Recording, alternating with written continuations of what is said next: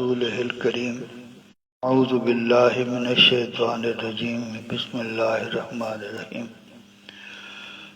باب الكتاب الى الكفار ودعائهم الى الاسلام الفصل الاول عن ابن عباس رضي الله تعالى عنه ان النبي صلى الله تعالى عليه وسلم كتب الى كيسر يدعو الى الاسلام وبعث بكتابه الى دحية الكلب وأمره أن يدفع إلى عظيم بصرى ليدفع إلى كيسر فإذا فيه بسم الله الرحمن الرحيم من محمد عبد الله ورسوله إلى هرقل عظيم الروم سلام على من اتبع الهدى أما بعد فإني أدعوك بدعاية الإسلام أسلم تسلم بأسلم يؤتك الله أجرك مرتين فإن توليت فعليك اسم الحريسيين يا أهل الكتاب تعالوا إلى كلمة سواء بيننا وبينكم لا نعبد إلا الله ولا نشرك به شيئا ولا يتخذ بعضنا بعضا أربابا من دون الله فإن تولوا فقولوا اشهدوا بأننا مسلمون متفق عليه وفي رواية لمسلم قال من محمد رسول الله وقال اسم الحريسيين وقال بدعاية الإسلام إن الله وملائكته يصلون على النبي يا أيها الذين آمنوا صلوا عليه وسلموا تسليما الصلاة والسلام عليك يا سيدي يا رسول الله وعلى آلك وأصحابك يا حبيب الله الصلاة والسلام عليك يا سيدي يا رسول الله وعلى آلك وأصحابك یا حبیب اللہ۔ اللہ تعالیٰ کے رسول جس مقصد کے لیے بھیجے جاتے ہیں وہ بنیادی مقصد اللہ تعالیٰ کا پیغام پہنچانا ہے اللہ تعالیٰ کی مخلوق کی طرف، اور وہ کوئی لمبا چوڑا پروگرام نہیں۔ ہر نبی جو آتا ہے اس نے جو پیغام پہنچانا ہوتا ہے اس کی 3-4 شکلیں۔ پہلی، اللہ تعالیٰ صرف ایک ہے۔ اللہ تعالیٰ نے اپنے بندوں کی رہنمائی کے لیے رسول بھیجے ہیں اور ان کو کتابیں دی، اور یہ کہ یہ دنیا ہمیشہ نہیں رہے گی، یہ ختم ہوگی، ہر ایک نے مرنا ہے، اور مر کے ختم نہیں ہو جانا، مر کے پھر اٹھنا ہے اور اپنے رب کے حضور حاضر ہو کر امتحان دینا ہے، اور پھر ٹھکانا یا جنت میں بننا یا دوزخ میں۔ یہ پیغام ہے، یہ ہر رسول دیتا ہے، باقی تفصیلات جو ہیں وہ ساتھ ساتھ چلتی ہیں۔ اور ہر رسول جو ہے وہ رسول کا معنی بھیجا ہوا ہے ایک مقصد کے لیے۔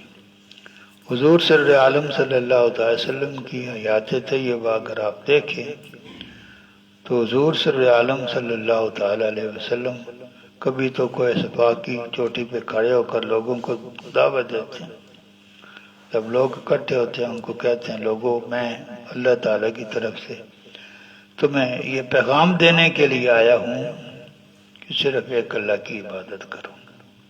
کبھی حضور صلی اللہ علیہ وسلم کسی میلے میں جاتے ہیں، کبھی کسی میلے میں جاتے ہیں، کبھی اپنے اہل خانہ کو اکٹھا کرتے ہیں، کبھی حضور صلی اللہ علیہ وسلم طائف کی گلیوں میں یہی پیغام پہنچانے کے لیے اپنے پاؤں زخمی کراتے ہیں، کبھی حضور صلی اللہ علیہ وسلم کسی قبیلے میں جاتے ہیں، کسی قبیلے میں جاتے ہیں۔ یہ کام حضور صلی اللہ علیہ وسلم نے کبھی ختم نہیں کیا۔ جب مکہ فتح ہو گیا تو حضور سر عالم صلی اللہ علیہ وسلم نے اس تبلیغ کی ایک نئی لائن شروع کی، وہ یہ کہ حضور صلی اللہ علیہ وسلم نے اس زمانے میں جتنی حکومتیں تھیں ان کے جو سربراہ تھے ان کو خطوط لے کے اور ان خطوط میں ان کو اسلام قبول کرنے کی دعوت دی۔ اس چیپٹر میں اس قسم کے خطوط کا ذکر ہے۔ یہ پہلا خط ہے۔ حضرت عبداللہ ابن عباس رضی اللہ تعالی عنہ سے مروی ہے کہ حضور صلی عالم صلی اللہ تعالی علیہ وسلم نے کیسر کو خط لکھا. جو روم کا بادشاہ ہوتا ہے اس کو کیسر کہتے ہیں، ایران کے بادشاہ کو کسرا کہتے ہیں. ایک مرد ہے جو نیا ہے وہ کیسر بن جاتا ہے، وہ کسرا بن جاتا ہے. مصر کے جو بادشاہ ہیں ان کو فرعون کہتے ہیں، بدلتے رہتے ہیں، ایک مرتا ہے نیا جو آتا ہے وہ بھی فرعون ہوتا ہے. چین کے جو پہلے بادشاہ ہوتے تھے جہاں وہاں مملوک، اس کو خاقان کہتے تھے. تو یہ پہلا خط جو ہے یہ کیسر کی طرف ہے. آپ نے کیسر کو خط لکھا اور خط میں اس کو اسلام کی دعوت دی. یہ خط دے کر حضور صلی اللہ علیہ وسلم نے اپنے ایک صحابی حضرت دہیہ کلبی کو بھیجا. دہیہ کلبی کو یہ حکم دیا کہ یہ خط جو ہے وہ بصرہ، یہ دو شہر ہیں، ایک بصرہ ہے ایک بصرہ ہے. بصرہ عراق میں ہے، یہ بصرہ شام میں ہے. یہ شام والے بصرے کی بات ہے. ان کو حکم دیا کہ یہ خط جو ہے وہ بصرہ کے حکمران کو پہنچا دیں تاکہ وہ اس کو کیسر تک پہنچا دیں. اس خط کے مندرجات یہ تھے، شروع ہوتا تھا بسم اللہ الرحمن الرحیم. مسلمانوں کے تمام کام جو ہیں وہ بسم اللہ الرحمن الرحیم سے شروع ہوتے ہیں، کیونکہ حضور صلی اللہ علیہ وسلم نے ارشاد فرمایا کل امر ذی بال لم یبدأ بسم اللہ فہو ابتر. جو کام بسم اللہ سے شروع نہ کیا جائے اس میں برکت نہیں ہوتی. تو برکت کے لیے مسلمانوں کے سارے کام بسم اللہ الرحمن الرحیم سے شروع ہوتے ہیں. حضور صلی اللہ علیہ وسلم نے فرمایا دروازہ کھولو تو بسم اللہ الرحمن الرحیم پڑھو، اپنے کسی برتن سے ڈھکن اٹھاؤ تو پھر بھی بسم اللہ الرحمن، یعنی سارے کام جو بھی کرو اس سے پہلے بسم اللہ الرحمن الرحیم پڑھو. تو حضور صلی اللہ علیہ وسلم نے خط کا آغاز بسم اللہ الرحمن الرحیم سے کیا. اس کے بعد لکھا من محمد عبد اللہ و رسولہ. یہ خط محمد جو اللہ تعالیٰ کے بندے اور رسول ہیں ان کی طرف سے الی ہرقل عظیم روم. ہرقل کی طرف ہے جو روم کا بادشاہ ہے، جو روم کا شہنشاہ کسرا ہے روم کا. اس کے بعد فرمایا سلام علی من اتبع الہدی. سلامتی ہو اس پر جو ہدایت کی پیروی کرتا ہے. السلام علیکم نہیں لکھا. کیوں نہیں لکھا؟ وہ مسلمان نہیں تھا اور اس کو بالکل ختم بھی نہیں کیا. فرمایا جو بھی ہدایت کی پیروی سیدھے راستے پر چلتا ہے اس پر سلام ہو.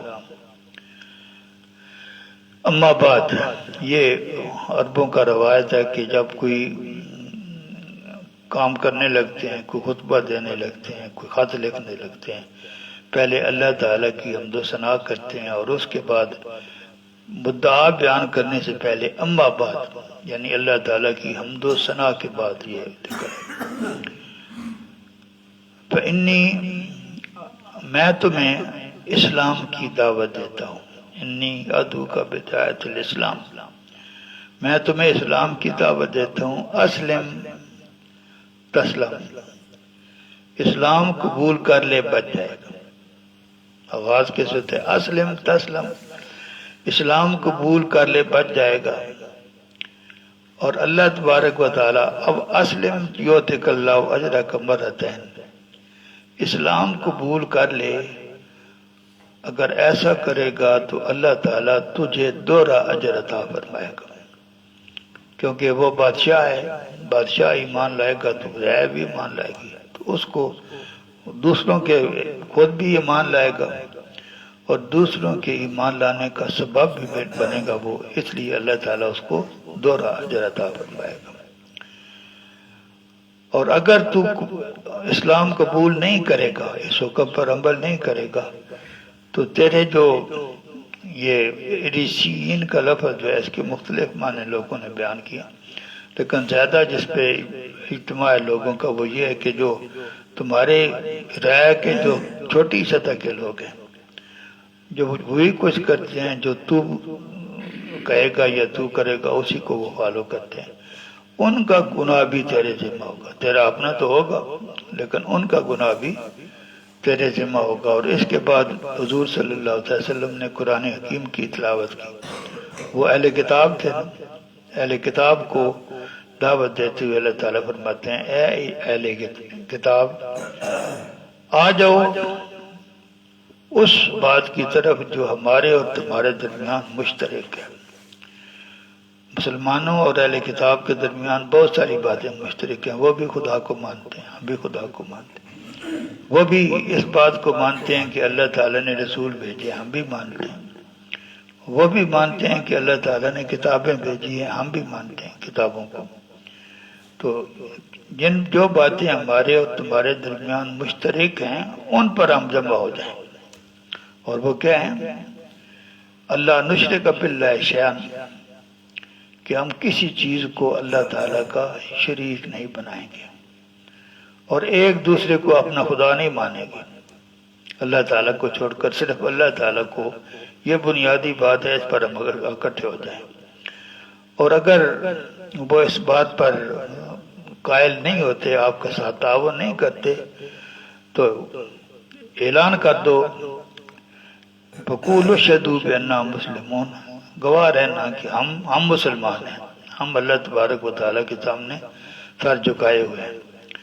یہ ایک روایت میں، اور ایک روایت میں الفاظ یہ ہیں، حضور صلی اللہ علیہ وسلم نے خط میں لکھا، پہلے میں تھا محمد عبد اللہ و رسولہ، یہاں محمد رسول اللہ، کہ آپ نے لکھا یہ خط محمد رسول اللہ کی طرف سے ہے، اور وہاں اسم الاریسیین کی جگہ اسم الیریسیین، لفظ عربی زبان میں بعض اوقات وہ تعلیلیں کر کے لفظ کی ایک شکل کو دوسری شکل میں بدلتے رہتے ہیں۔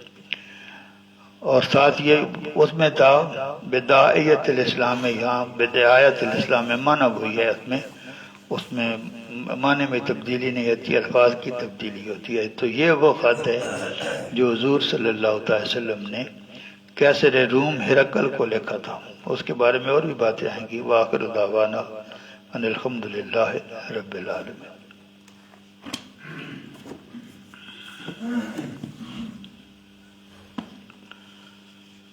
صلاۃ الخوف،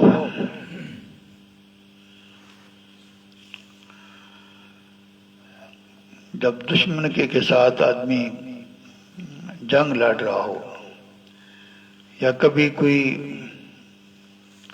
ایسی سچویشن پیدا ہو جائے کہ ہر طرف پانی پانی آ جاتے، سیلاب وغیرہ آ جاتے ہیں، کہ آگ لگ جائے، تو اس قسم کی صورت میں صلاۃ الخوف جو ہے وہ پڑھنا، صلاۃ خوف کے پڑھنے کا طریقہ مختلف ہے ہماری نماز، تو وہ پڑھنا جو ہے وہ جائز کہا ہے، فرض واجب وغیرہ نہیں کہا کہ یہ ایسا پڑھنی نماز پڑھنا جائز ہے۔ یہ ہوتا کب ہے صلاۃ خوف کب؟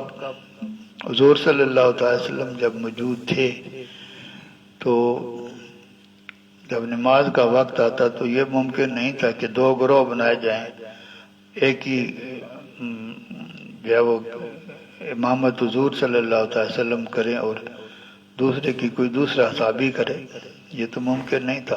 ہر آدمی کی یہی خواہش ہوتی تھی کہ حضور صلی اللہ علیہ وسلم کی اقتداء میں ہی نماز پڑھیں۔ بعد میں بھی ایسے کبھی ہو سکتا ہے، اللہ تعالیٰ کوئی ایسا بندہ بھی پیدا فرما سکتا ہے کہ لوگوں میں وہ موجود ہو تو سب لوگوں کی خواہش یہ ہو کہ یہی ہم اسی کی اقتداء میں نماز پڑھیں۔ جب ایسی کیفیت پیدا ہو جائے، جب ایسے حالات ہوں کہ سارے مسلمان اکٹھے نماز کی طرف مائل نہیں ہو سکتے، دشمن کا خطرہ ہے اور بے شمار خطرے ہیں، ان کا مقابلہ بھی کرنا ہے، نماز بھی پڑھنی ہے، اور لوگ جو ہیں وہ اس بات پر راضی نہیں ہیں کہ جو ایک مخصوص شخصیت ہے اس کے علاوہ کسی اور کے پیچھے نماز پڑھنے کے لیے تیار نہیں، تو اس صورت میں حضور یہ اس کا ذکر قرآن حکیم میں بھی ہے، صلاۃ خوف کا ذکر جو ہے وہ خود قرآن حکیم میں بھی ہے۔ تو اس کا صلاۃ خوف کا طریقہ یہ ہے کہ جو لوگ ہیں، آپ کا جو لشکر ہے اس کو دو حصوں میں تقسیم کرو، ایک تو دشمن کے سامنے کھڑا ہوگا اور دوسرا گروہ جو ہے وہ جہاں آپ نے نماز پڑھنی ہے امام کے پیچھے کھڑا ہوگا۔ اگر دو رکعتوں والی نماز ہے، دو رکعتوں والی نماز ہے یا تین والی ہے یا چار والی ہے؟ دو رکعتوں والی نماز ہے تو جو یہ پہلا گروہ آیا ہے یہ ایک رکعت امام کے پیچھے پڑے گا، ایک رکعت امام کے پیچھے پڑے گا۔ اور اگر تین یا چار رکعتوں والی نماز ہیں تو دو رکعت امام کے پیچھے یہ گروہ پڑے گا۔ امام اپنی جگہ پہ قائم رہے گا، وہ جو پیچھے مقتدی ہیں وہ دشمن کے مقابلے میں چلے جائیں گے، دشمن کے مقابلے میں چلے جائیں گے، نماز ٹوٹے گی نہیں، نماز ٹوٹے گی نہیں اگر آپ کوئی بات وغیرہ نہیں کرتے۔ یہ عذر کی نماز ہے، اس میں آپ کا سینہ بھی قبلہ کی طرف سے ہٹ جائے گا، آپ جو ہے وہ پیدل چلیں گے بھی صحیح، لیکن اگر کوئی بات وغیرہ کی اور کوئی ایسا کام کیا نماز ٹوٹے گی، لیکن صرف یہ بنیادی کام جو مجبوری کی بنا پر آپ کو کرنا ہے اس سے نماز نہیں ٹوٹے گی۔ یہ لوگ دشمن کے مقابلے میں چلے جائیں گے۔ وہ دوسرا گروہ جو دشمن کے مقابلے میں کھڑا تھا وہ امام کے پیچھے آ جائے، باقی نماز جو ہے وہ امام صاحب ان لوگوں کو پڑھائیں گے، ان لوگوں کے ساتھ پڑھیں گے۔ اس کے بعد امام صاحب تنہا سلام پھیر دیں گے، باقی تو کسی کی نماز مکمل نہیں ہوئی۔ یہ لوگ جو ہیں جنہوں نے دوسری رکعت امام کے پیچھے پڑھی ہے یہ دشمن کے مقابلے میں چلے جائیں گے، وہ پہلے والے آ جائیں گے، پہلے والے آ جائیں گے۔ یہ جو پہلے والے ہیں یہ اس کو کہتے ہیں کہ یہ مقتدی ہیں، ابتداء میں سے یہ مسبوق نہیں ہیں۔ تین قسم کا مقتدی ہوتا ہے، ایک مقتدی ہوتا ہے، ایک کو مسبوق کہتے ہیں، ایک کو لاحق کہتے ہیں۔ جو آدمی پوری نماز امام کے ساتھ پڑھتا ہے اس کو مقتدی کہتے ہیں، جو دیر سے جماعت کے ساتھ شامل ہوتا ہے اس کو مسبوق کہتے ہیں، اور جو امام کے ساتھ نماز شروع کرتا ہے لیکن جب امام نماز ختم کرتا ہے تو اس کی نماز پوری نہیں ہوتی، جس طرح صورت میں جنہوں نے امام کے ساتھ نماز شروع کی تھی لیکن اب امام کی تو مکمل ہوگی، ان کی تو آدھی رہتی ہے، اس قسم کے نمازی کو ملحق کہتے ہیں، یعنی شروع امام کے ساتھ ہوا تھا، ختم جو ہے امام کے ساتھ نہیں۔ تو یہ جو اپنی باقی نماز پڑھیں گے اس میں قرات نہیں کریں گے، الحمدللہ قل هو اللہ نہیں پڑھیں گے، اتنی دیر تک وہ حالت قیام میں خاموش رہیں گے اور پھر رکوع سجدہ کر کے وہ اپنی نماز مکمل کریں گے، پھر یہ واپس چلے جائیں گے دشمن کے مقابلے میں، وہ پہلا گروہ آ جائے گا۔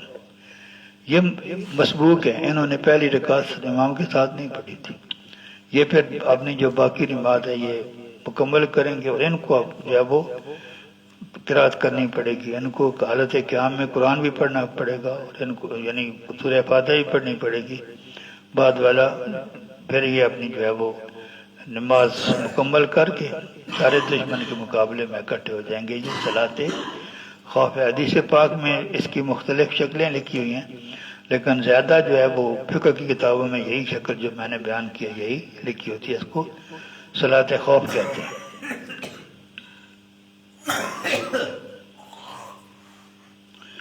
اگر خوف مجھے یہ کل بیان کریں، وآخر دعوانا الحمدللہ رب العالمین۔